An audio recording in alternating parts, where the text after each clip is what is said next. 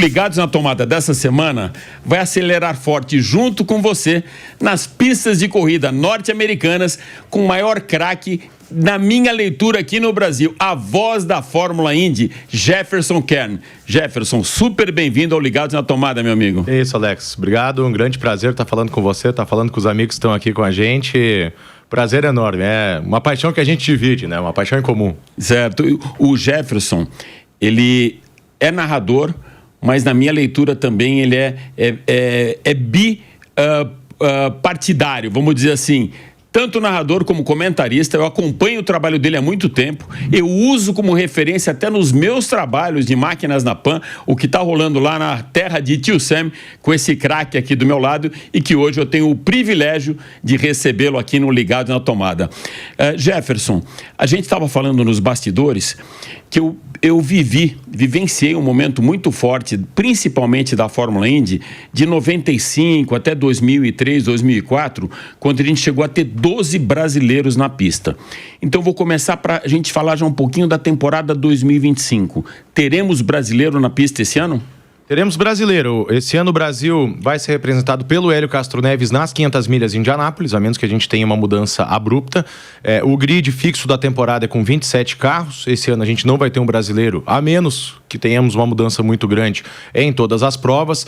Eu tive a esperança de que o Felipe Drogovic estaria, porque ele fez um teste na atual campeã Chip Ganassi, ainda logo depois do fim da temporada passada, mas pelo jeito as peças não se encaixaram. Acho que teremos um movimento forte em 2026, porque tem o Caio Collet, que muita gente conhece da Europa, da FIA Fórmula 3, ele está na Indy Next, a antiga Indy Lights, que é a categoria de acesso, está no movimento muito forte para buscar o título e subir para a categoria principal em 2026, mas o grande foco do torcedor brasileiro na Indy nesse ano vai ser no Elinho nas 500 milhas, que pode conquistar um pentacampeonato das 500 milhas que ninguém nunca conseguiu, e no ano que ele está fazendo 50 anos de idade. A gente até lançou a brincadeira aí, a hashtag Penta aos 50, para ver se o Hélio escala esse alambrado pela quinta vez aí, que seria uma coisa inédita e totalmente consagradora. Eu vi uma foto dele, umas imagens, ele ao lado de AJ Foyt e mais, eu acho que 2 pilotos, não sei se me falha a memória. O Anser Pai e o Rick Mears. Tetracampeões. Exatamente. E parou aí, né? Parou. Ou seja, aí. 4 títulos, ele pode então quebrar essa barreira pro Penta. E é uma das razões que faz Indianápolis tão especial, né, Alex? Porque você pega aí, o Super Bowl tem um atleta que ganhou 7 vezes, a Copa do Mundo de Futebol, 5 títulos pro Brasil, Fórmula 1 você tem os caras aí com 7 títulos. Indianápolis tem mais de 100 anos de prova. Daytona 500, que a gente teve nesse fim de semana, aí tem um cara que ganhou 7 vezes, que é o Richard Petty. 500 milhas em Indianápolis, mais de 100 anos de história, e nunca ninguém ganhou mais que 4 vezes. Nunca ninguém ganhou mais do que 2 vezes seguidas. Então, é uma coisa surreal aquele espetáculo. Jefferson, eu vejo algumas provas desse circuito mundial de motorsports, muitas vezes mais fortes do que o próprio campeonato. Por exemplo, a gente vê um Endurance onde está Le Mans, né, um mundial de Endurance. Le Mans, as pessoas lembram e registram com muito mais impacto esse cara que foi campeão das 24 horas de Le Mans do que o cara que foi campeão da temporada inteira. As 500 milhas de Indianápolis é a mesma coisa. Eu acho, na minha leitura, mais uma vez, é mais importante um cara vencer as 500 milhas de Indianápolis do que ser campeão da Fórmula Indy naquele ano. É um registro muito mais forte, como era antigamente em Mônaco. Tanto que ficou aí muito tempo Graham Hill como rei de Mônaco, depois Ayrton Senna, hoje imbatível. Que outras provas norte-americanas têm esse mesmo peso das 500 milhas de Indianápolis? Não, eu acho que o mesmo peso... Nem Daytona 24, não tem essa força. É que assim, você falou do Graham Hill... depois a coisa se distorceu. Acho que, na minha leitura, agora pegando as suas palavras, eu acho que aquela história da mentira contada muitas vezes, com todo respeito aos fatos que estão envolvidos, que eu vou falar, que se torna verdade. Mas assim, recentemente se falou, não sei o que, o fulano pode ganhar tríplice coroa, Indianápolis, Le Mans e GP de Mônaco. Não. Alto lá. Nos tempos do Graham Hill, o que se falava é o seguinte, o Graham Hill ganhou a tríplice coroa. Ele mesmo fala em entrevistas, está no YouTube, você pode procurar aí. Você ganhou a tríplice coroa, o que é? É o Campeonato Mundial de Pilotos, que é o Campeonato Mundial de Fórmula 1, que todo mundo concorda que, beleza, é como se fosse a Copa do Mundo. Vários países, os carros mais rápidos aqui, considerando o circuito misto, que eu vou uma conversa um pouco diferente, equipes, cada um constrói o seu carro, etc. Aquela coisa que todo mundo sabe. Fórmula 1, Campeonato Mundial de Pilotos, ok. E as 2 corridas que são tão grandes e têm uma vida tão própria que não cabem no guarda-chuva do Campeonato Mundial de Pilotos da Fórmula 1, que são 500 milhas de Indianápolis e 24 horas de Le Mans. que é o contrário, que a Fórmula 1, ela se constitui de, na Bélgica tinha uma pista lá de Spa-Francorchamps, vamos fazer um evento nacional, o Grande Prêmio da Bélgica. Na Itália tinha Monza, vamos fazer o Grande Prêmio da Itália, ok. Mas peraí, por que a gente não junta aqui faz o campeonato europeu, que vira o campeonato mundial, que vira o nome Fórmula 1? Fórmula Indy, que a gente vai ter o começo aí no dia 2, domingo de carnaval, bela data aí, fácil de lembrar, tinha as 500 milhas em Indianápolis, começa em 1911. Então, o que acontece? Você está nos Estados Unidos lá, e aí o cara abre uma pista na Califórnia. Mas a gente tinha que chamar os caras de Indianápolis para correr aqui, né? Poxa, tá dando um burburinho, muita gente lá, não sei o quê. Le Mans, a mesma coisa. Fizeram uma prova de 24 horas lá no interior da França. Vamos fazer uma prova aqui na Alemanha com os caras que correm lá, uma prova longa, vamos não sei o quê. Então, essas duas provas, elas estão no mínimo. E eu diria, sem desrespeito nenhum, de verdade, sem bairrismo nenhum, no mínimo no mesmo nível de um GP de Fórmula 1 e, na minha avaliação, na minha leitura, maiores. Então a Fórmula 1, você pega vários grandes prêmios nacionais, aquilo vira a Fórmula 1 e aquilo se expande. O mundo da Indy, o mundo das provas de longa duração, você tem 2 corridas fabulosas, que são 500 milhas em Indianápolis e 24 horas de Le Mans, e cresce uma árvore ao redor daquilo, que é o mundo da Fórmula Indy, de todo o automobilismo americano, inclusive NASCAR, e é o mundo de todas as corridas de longa duração, e de protótipo, de Gran Turismo, de carro de turismo. Então, essas 2 corridas... eu acho Indianápolis um pouco mais, mas é a única corrida do mundo que eu acho que pode estar na mesma prateleira que Indianápolis, que é Le Mans, mas essas 2 corridas acho que não tem paralelo. Jefferson, na época de Richard Petty, depois um pouco Dale Earnhardt, Jeff Gordon, a NASCAR, a minha percepção da NASCAR nos Estados Unidos, uma final da NASCAR, os playoffs, como tinha o Super Bowl, tinha a mesma relevância, inclusive com direitos de transmissão, bilionários. A NASCAR continua com essa percepção para o norte-americano como a maior categoria de motorsports do planeta, porque eu já vi muito, eles chamam o campeonato deles sempre de campeão mundial, né? O cara é campeão da NASCAR, da Indy, ele é campeão mundial, mas a percepção da NASCAR ainda é tão forte quanto antigamente que se equivale a um Super Bowl? Quanto a ser a maior modalidade do mundo de motorsport, sim. Se você chegar de público, de custo de direito de transmissão, tudo, se você chegar no americano lá, quem é a referência para você de piloto? Não é o Hamilton, é o Kyle Larson, que é o cara que anda em circuito oval com aquelas gaiolas na terra, no concreto, e na NASCAR no fim de semana ele anda todo dia praticamente. Então o americano vê qual o seu motorsport preferido, o mais legal, o mais importante de todos, ele diz a NASCAR, mas ela não tem mais uma audiência e valores de patrocínio, etc., tão grande quanto nessa época que você morava nos Estados Unidos, por exemplo, de começo dos anos 2000.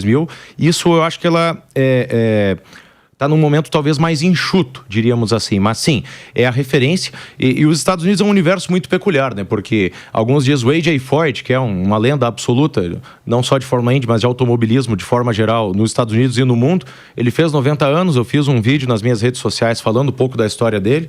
É legal que ele sobrevive até o ataque de um leão dentro de um autódromo. Então, para você ver a grandeza do cara. Você precisa contar pra gente. Como que foi essa história? Essa história é mais ou menos assim. O Dia do Trabalho nos Estados Unidos, fazendo parêntese aqui, depois você me ajuda a lembrar o que a gente estava falando aqui, senão eu perco o raciocínio. Dia do Trabalho dos Estados Unidos é sempre a primeira segunda-feira de setembro. Lá eles têm uma coisa muito legal que eles emendam os feriados sempre com um fim de semana, né? E no Brasil, 50 anos depois, a gente não se tocou de fazer isso. Aí dá aquele feriado na quarta-feira, quebra a produtividade de todo mundo. Quebra o descanso de todo mundo também. Segunda ou sexta-feira sempre. Exatamente. Aí tudo bem. Então era um feriadão, uma coisa festiva, era um circuito dentro de um parque estadual de São Paulo, por exemplo. Lá tinha um circuito de corrida, ia ter uma prova da Indy. E então tinha uma atração meio circense lá, os caras tinha leão, sei lá, elefante, não sei o que. E alguém achou que seria uma boa ideia levar um leão na corrente lá pro meio do circuito. E foi o Foyt lá com o leão pela corrente. A.J. Foyt, a grande estrela, já tricampeão de Indianápolis, ganhou mais uma depois. E daqui a pouco o leão, por algum motivo, se avança no A.J. Foyt. Sensacional. E aí tem vídeo, foto, que tá o Foyt no chão e o leão aqui, e o leão arranha o macacão, abre o macacão. Olha só. E aí o que acontece? O A.J. Foyt, não acontece nada com ele, o leão só dá uma arranhadinha no macacão. Horas depois ele corre e chega em terceiro lugar. Esse é o A.J. Foyt. Isso é matar um leão por dia, sem ter que matar o leão. E o leão não era o Nigel Mansell, nem o do imposto de renda, era o leão. Boa. A gente falava da percepção da NASCAR dentro do universo norte-americano. Eu sempre vi essa força muito grande. Eu lembro que uma época que eu comentava com você que eu fazia assessoria de imprensa para a Texaco, para o Chico Serra, então eu estava toda hora lá levando grupos de jornalistas e conversando com os pilotos. Era uma coisa muito maluca. Era praticamente todo final de semana. Era uma coisa muito maluca mesmo, que a família, até essa história de levar o trailer, levar a família, era isso ou o cara separava, porque ele ficava praticamente o ano inteiro fora de casa e com uma torcida muito fiel. Eu nunca vi uma categoria com tanta fidelização do piloto da marca e de ativação de empresas que patrocinavam como a NASCAR. Por isso que era um evento milionário. Aquele que a gente fala dentro e fora das 4 linhas. Essa é a tua percepção também, Jefferson? Sim, sem dúvida. Acompanhando o Daytona, você vê, eu falei do Kyle Larson, que é esse cara que é fenômeno lá, ele nem é o mais popular. O Chase Elliott, filho do Bill Elliott, que você deve ter lembrança, é o cara mais popular hoje. Mas na Daytona 500, por exemplo, o Kyle Larson tinha um caminhão vendendo merchandising só dele. Imagina, não era um merchandising da categoria, não era da equipe, era dele, do piloto. Então, camiseta, boné. Eu tenho até hoje um frasquinho de protetor solar da Penske, quando eu fui nas 500 milhas de Indianápolis. Então, até isso, há muito tempo os caras se tocaram, né? Mas isso eu acho que é uma característica americana. Eu não pude ir nas 500 milhas, mas já fui nas 24 horas de Daytona, que é uma corrida de sports car, protótipos, carros de Gran Turismo, tem preliminares com carros menores, e numa proporção menor, obviamente, isso acontece muito fortemente no mundo da Indy, especialmente nas 500 milhas de Indianápolis, que você vê lá, principalmente os caras, eu tenho uma camisa do Al Unser de 1987, que ele ganhou com o carro que estava exposto no saguão do hotel, eu tenho não sei o que do Johnny Rutherford, que corria da McLaren. Memorabilia, né, que os caras realmente valorizam isso. Exatamente, né? E também compra merchandising, compra de tudo. Você tem essa coisa do protetor solar, mas você tem de tudo, você tem bonequinho, você tem caneta personalizada com não sei o que, os pilotos estão lá, e a coisa da acessibilidade, que a gente até estava falando no bastidor, que se deixar, você literalmente atravessa a rua e tá na lancheria, na lanchonete, como chama aqui em São Paulo, lancheria, coisa lá do sul, você tá comendo um hambúrguer com o piloto. Ele, pois é, hoje a gente treinou, não sei o quê. Então, é muito acessível, eu acho isso maravilhoso, né? É uma característica de como as coisas são nos Estados Unidos. Jefferson, a gente teve no basquete, e eu estou falando isso de um cenário norte-americano onde os ídolos são realmente reis consagrados e fiéis às suas marcas, né? Como a gente viu o Michael Jordan com a Nike, um processo absurdo, né, de ativação, de marketing e de rei. Eu nunca vi ninguém chegar próximo dele, nem essa nova geração com LeBron James, com Kobe Bryant, mas ele era o rei. A gente teve no futebol Pelé. Quem é esse cara na NASCAR? Existe esse grande ídolo da NASCAR, um cara que, se ele for, mesmo estando aposentado ou do passado, longínquo, que ele seja ovacionado? Acho que tem 2, que são 2 dos maiores campeões. O Richard Petty, que é o cara que ganhou 200 corridas. Era aquele cowboy de chapelão e óculos escuros. Até hoje ele usa esse visual. E já tá com o quê? 90 anos? Uns 85, mais ou menos. E o outro que também não era o visual cowboy, mas é o visual gangue do Alabama, embora ele não fosse do Alabama, mas com o bigode, o cara, o intimidador, que era o apelido dele, que é o Dale Earnhardt. Que também ganhou 7 títulos. O Dale Earnhardt, o primeiro, o pai. Que morreu no acidente. Ele era número 3, o carro? Exatamente, número 3. Carro preto número 3. Até hoje, cara, pra você ter uma ideia, esses dias surgiu uma foto de alguém que comprou um Tesla Cybertruck, imagina que não tem nada a ver com NASCAR, né? Que é motor V8, beberrão, petróleo, aquela coisa. Aí tava o cara lá com o seu Tesla, todo preto, emblemado, com aquele número 3, com o patrocínio da GM, da época do Dale Earnhardt. Então esse é o nível de devoção do fã americano da NASCAR pelo Dale Earnhardt, mais de 20 anos depois que ele morreu. A gente comentava aqui dessa época de ouro da Fórmula Indy, que inclusive teve muita transmissão aqui na Jovem Pan, né? A gente tinha grandes pilotos brasileiros vencendo corrida e vencendo campeonatos. Teve Emerson Fittipaldi, Gil de Ferran, Elinho, Castro Neves, ou seja, não só vencendo campeonatos, mas vencendo as 500 milhas de Indianápolis também, que eu reputo como época de ouro para o brasileiro. Como que a gente está hoje com os brasileiros na Fórmula Indy e o que a gente pode esperar nos próximos anos? Eu acho que esse é um ano que vai ser esse foco em cima do Hélio Castro Neves, de torcida no Hélio. Acho que as pessoas vão prestar muito atenção. Hoje a gente teve um boom de popularidade na Fórmula 1, especialmente com a compra pelo grupo americano, diga-se de passagem, Liberty Media, com a coisa do Drive to Survive da Netflix. Então acho que muita gente vai prestar atenção no Pato Ward, que é um piloto mexicano talentosíssimo e que tem uma identificação com os fãs daqui por ser McLaren, por ser um cara latino, carismático, rápido e tem ligação inclusive com a McLaren da Fórmula 1, e com o Colton Herta, que é um americano muito rápido, filho do Brian Herta, aquele velho Brian Hertl lá dos anos 90 e 2000, e que é um cara que está na alça de mira do projeto da GM Cadillac na Fórmula 1, que começa em 2026. Então há muito tempo se fala dele. Espero que isso não atrapalhe, inclusive, o Colton Herta, porque ele é um cara de um talento enorme, mas aí fica toda vez essa coisa, imprensa e etc, e vai para lá e para cá. Ele e a equipe, que é do Michael Andretti, perdem um pouco o foco da coisa da Fórmula Indy, porque você fica, vai pra lá, vai pra cá, e você não faz nenhuma coisa nem outra direito. Então eu acho que esse ano vai ser muito isso. Mas eu vejo pra 2026, Alex, um cenário muito bom, porque eu falei do Caio Collet, que é um cara muito rápido, tá muito centrado, com a cabeça muito direcionada pro objetivo dele. Eu acho que ele tem uma bela chance de ser campeão. E na Indy, toda vez que você ganha uma categoria de base, o torcedor brasileiro ele ficou muito frustrado, né? Mas o Felipe Drogovic, ele foi campeão da Fórmula 2, ele não tem vaga na Fórmula 1, e até hoje ele não conseguiu arrumar uma vaga que, pelo talento, ele certamente merecia essa vaga. Na Indy, toda vez, desde a primeira categoria de base, depois que você sai do kart, você ganha uma bolsa que paga a sua temporada na categoria de base seguinte, na próxima temporada. Então o Caio Collet, ele vencendo a categoria de base, que é a última antes da principal, a Indy Next, ele ganha uma bolsa, ele fica muito bem encaminhado para fazer uma temporada completa de Fórmula Indy em 2026. O Drogovic, acho que sempre seria uma possibilidade de Fórmula Indy, porque é muito jovem ainda e o talento a gente já viu o quanto ele tem. E a gente tem um outro nome que a gente sempre tem que considerar, que é o Felipe Nasser, que é um cara que foi absolutamente, de forma injusta, sacado da Fórmula 1. E veja como são as coisas, né? Que o Felipe Nasser não serviu na Fórmula 1 para Sauber, que, sei lá, há 30 anos não ganha coisíssima nenhuma, mas serviu para Porsche. Foi campeão em Daytona. Então, e serviu para Penske, né? Que tem quase 50 títulos em 50 anos de história. Ele ganhou tudo no IMSA, que é o campeonato americano, como se fosse o WEC, que correu em São Paulo. É o equivalente que corre só nos Estados Unidos. Ele ganhou 2 vezes seguida as 24 horas de Daytona, ele sendo o cara que larga e o cara que termina a prova, então dá máxima confiança da equipe. E pode ter uma vaga na Penske, que é a equipe principal, maior campeã da história da Indy e das 500 milhas de Indianápolis em 2026. Que tem um cara lá que está passando dos 40 anos, que está há muito tempo na equipe, que é o Will Power, que tem um rumor de que talvez ele vá sair da equipe. E se tendo essa vaga, seria razoável nós, como torcedores, imprensa, etc., pensarmos que o Felipe Nasser possa ser um nome. Então, se em 2025 a coisa vai estar toda concentrada nas 500 milhas com o Hélio, que seria uma história incrível, num ano de 50 anos ele conquistar um pentacampeonato, em 2026 eu acho que a gente pode pensar aí num ano bastante promissor para o torcedor do Brasil. E Tony Kanaan, porque eu vi ele muito na mídia esse ano passado agora, falando simplesmente muito da McLaren, muito da McLaren, muito dos chefes dele, a gente viu muita movimentação.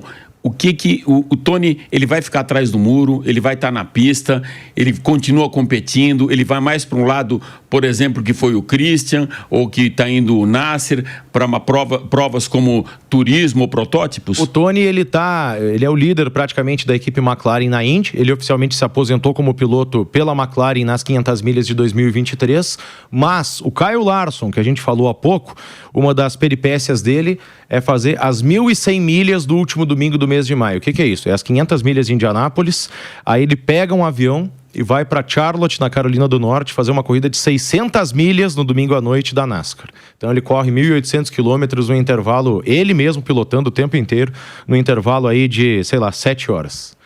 Um pouquinho mais, 9 horas. Ok, como o compromisso dele com a NASCAR, patrocínio, etc., que ele disputa o campeonato inteiro, teve até um bafafá com isso esse ano, porque nesse ano de 2024 ele já tentou isso e deu errado por conta de atraso com chuva e etc. Para 2025 ele faz essa missão de novo, e aí se tiver algum atraso em Indianápolis, que às vezes acontece por causa de chuva, um acidente grave, prova interrompida ou coisa assim, o Larson, quando chegar em tal horário, não tem como continuar. Ele pega o helicóptero, vai para Charlotte, vai fazer a corrida da NASCAR para cumprir a programação, e aí o cara que vai estar de prontidão de reserva para subir no carro no meio da corrida é o Tony Kanaan.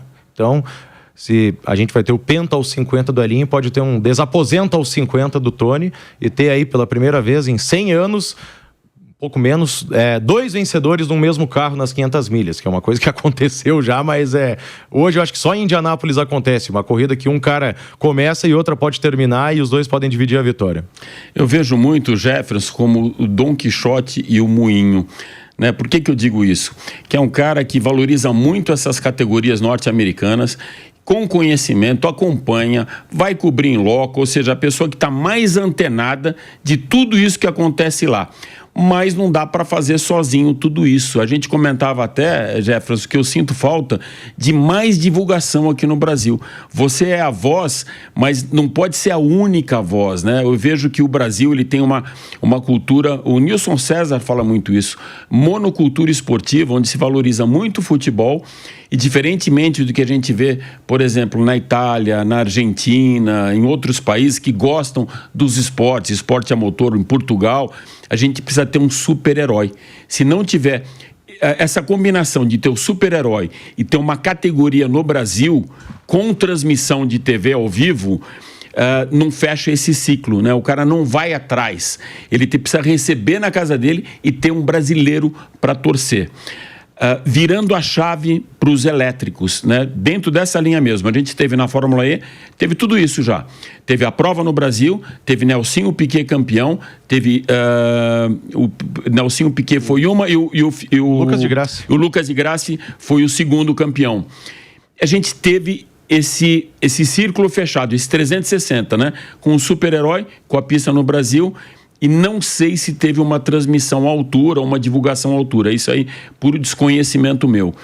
Como que você vê esse cenário da Fórmula E, dos elétricos aqui no Brasil, com pilotos e com transmissão? Eu acho que talvez as coisas não casaram, que está num momento muito legal assim de termos a prova do Brasil. Foi muito legal que essa prova foi feita, e eu conheço o pessoal da organização, eles têm uma dedicação, um afinco muito grande para fazer essa prova ser um sucesso, e ela tem, notoriamente, conversando com as pessoas, com os fãs, tido evoluções a cada ano.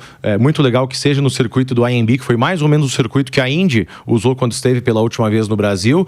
A gente tem uma divulgação com televisão e com streaming. Eu mesmo faço parte da equipe do Portal Grande Prêmio, que coloca essas corridas no ar. Só que agora a gente não está num ciclo em que a gente tem piloto brasileiro andando na frente, como a gente teve o Nelsinho e o de Grassi andando nos primeiros anos da Fórmula E. O de Grassi é nosso único representante hoje, e ele está numa equipe que passa por uma transição, que é a Lola, a velha Lola, fabricante de chassi, volta numa nova encarnação. Olha, a época de Lola, Reiner na Indy. Exatamente. E você comprava o chassi. Matsushita, isso, muito bem. Estamos falando em 1995, vocês não eram nem nascidos ainda. Então, a gente não está num momento em que teve um alinhamento de estrelas, usando um jargão. Então, talvez se a gente tivesse um brasileiro disputando o título, contando com o aparato que tem hoje de transmissão e de prova no Brasil, ela estaria mais popular hoje no Brasil. Mas, daqui a pouco as coisas casam, as coisas encaixam, e acho que ela tem vários elementos aí que podem fazer ela se tornar um grande sucesso, ou um sucesso ainda maior aqui no Brasil também. Na Fórmula E, quem que é o cara a ser batido? É difícil, porque pela dinâmica das corridas... Troca muito de vencedores, né? Ou seja, e mesmo de títulos, né? E ela tem aquela dinâmica meio corrida de ciclismo, que você tem uma quantidade de energia muito restrita para usar em cada corrida. Então, os caras andam muito no vácuo um do outro, até que você tenha uma ordem mais ou menos estabelecida, demora. Mas um cara que eu gosto muito, que até serve como um mezzo-herói para o torcedor brasileiro, assim como eu falei desse mexicano Pato Ward na Indy, é o Antônio Félix da Costa, que é um piloto português que foi o cara que mais ganhou corridas na temporada passada. Ele é muito carismático, ele teve várias vezes no Brasil, disputou até Stock Car, acelera muito em qualquer coisa que ele for disputar. Então, esse é um cara que eu gosto muito, que eu acho que a qualquer momento vai levantar de novo uma taça da Fórmula E. A Fórmula E está no Gen 3, porque a última vez que eu cobri, estava na terceira geração do motor. É o Gen 3 Evo, então é uma evolução dentro da terceira geração. E em 2 anos eles devem entrar numa 4ª geração. Espera-se aí que com o pneu slick, então talvez um salto de desempenho. Acho que vai ser muito legal da gente conferir como é que vai ser essa evolução. Quando começou a categoria, Jefferson, você deve lembrar que tudo caminhou junto com a tecnologia e com o avanço da tecnologia. O piloto parava no box para trocar o carro. Exatamente. Porque a bateria não aguentava a prova inteira. Então, como não dá tempo de você trocar uma bateria, não é que nem abastecer um carro, né? Tinha o segundo carro para completar a prova. Era muito interessante, dava uma estratégia diferente, né? Que também dava um tempero a mais para a corrida. O que a gente pode ter de novidade para frente, não só de pistas, como a evolução do carro, alguma coisa a mais que eu cheguei a ler, não lembro que foi de um boost que você para no box para recarregar o carro. Pode abastecer como que é essa história? O carro agora, você pode abastecer, mas por que você precisaria abastecer o carro? Isso é para dar um elemento de você ter um pit stop na corrida, né? Então, para você não ter uma energia tão restrita, uma quantidade de energia não tão precisa dosar tanto, é isso? Exatamente. Então, você pode fazer a corrida acelerando mais, em certo momento separa, porque ter um pit stop sempre dá uma mexida na dinâmica da prova, né? Pô, vou parar agora, vou parar com o pace car na pista em bandeira amarela, que eu perco menos tempo, espero, antecipo, o que eu faço? Então, tem isso, e é da mesma forma, né? Você engata um negócio no carro ali que aumenta a quantidade de energia, você faz literalmente uma recarga e você tem mais energia disponível. Então, mexe na dinâmica da corrida. Isso recém estreou, mas eu acho que vai ser mais um elemento para agitar um pouco as corridas da Fórmula E. Exatamente. Eu sempre escutei isso do Di Grassi, que quanto mais elementos você tiver para trabalhar a logística da equipe, vai trazer mais emoção para quem está acompanhando. E você falou do Antônio Félix da Costa, eu tive a oportunidade também de conhecer no ano retrasado e dar uma volta com ele na pista, fazer uma entrevista para a Jovem Pan. Foi com o piloto do Safety Car. Safety Car. Que é português também. O Bruno? Isso. Gente fina pra cacete, esses caras curtem a categoria.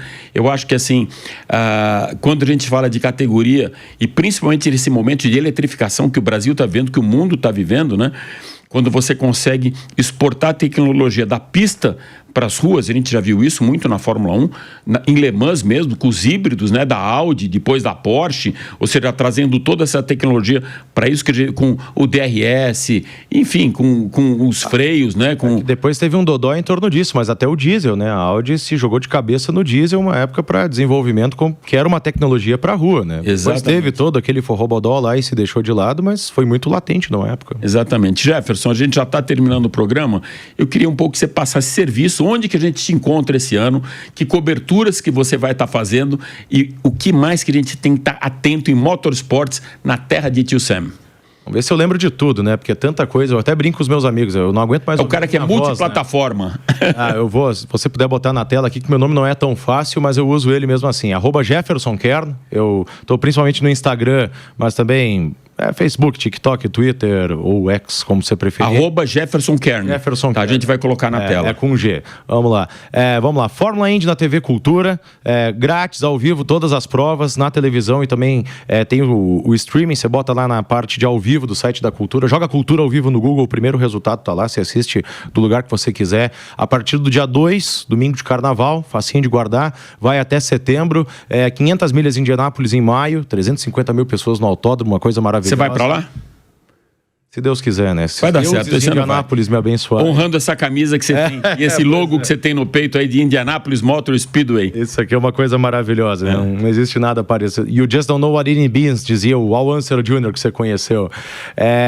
Tô também, então, com o pessoal do Grande Prêmio, que faz Fórmula E, que faz o WEC, que é o Mundial de Endurance, 24 horas de Le Mans, 6 horas de São Paulo, o IMSA Sports Car, onde está o Felipe Nasser, 24 horas de Daytona, Endurance Brasil, que é um show maravilhoso, que tem Porsche, Mercedes, tem os carros nacionais Sigma, JR, tem as Ligier, são fantásticos. A gente tá no YouTube, deve estar rolando alguma coisa aí também na TV... Puxa vida, deixa eu ver se... É muita coisa, hein? É muita coisa. Tô no Drag Racing aqui no interior de São Paulo, em Itatiba, uma horinha e pouca da capital. Tem um lugar chamado Speed, São Paulo International Dragway, que são corridas como se fosse na NHRA. Como se fosse dragster, mas tem também uns carros com aparência assim de Chevelle, de Camaro, de Corvette. Então, quantos HP tem um motor de Fórmula 1? 1000, né? Perto de 1000 perto hoje. de 1000. Tá bom, lá os carros tem carro aí com motor de 4000 HP. Nossa. Tem Opala com motor de 2000 HP. Você tem uma ideia, né? Então anda em linha reta, em 200 metros o cara chega a mais de 340 km por hora. É um negócio assim... legal, surreal. Amigo, muito legal. Então vou fazer só uma correção. Quando eu falei a voz da Fórmula Indy, não é só a voz da Fórmula Indy. Por isso todas essas credenciais é a voz de todo esse... universo de motorsport dos Estados Unidos. Acompanhe o Jefferson, vai se tornar aqui um grande parceiro do programa, quero você sempre aqui. Opa. Eu era só fã à distância, agora eu sou fã de bancada dele. Jefferson, super obrigado por estar com a gente no Ligado na Tomada e trazer toda essa cultura da terra de Tio Sam aqui pra gente, meu amigo. Eu que agradeço e que os deuses de Indianápolis abençoem a gente sempre. Bora. Sempre, sempre. Até já.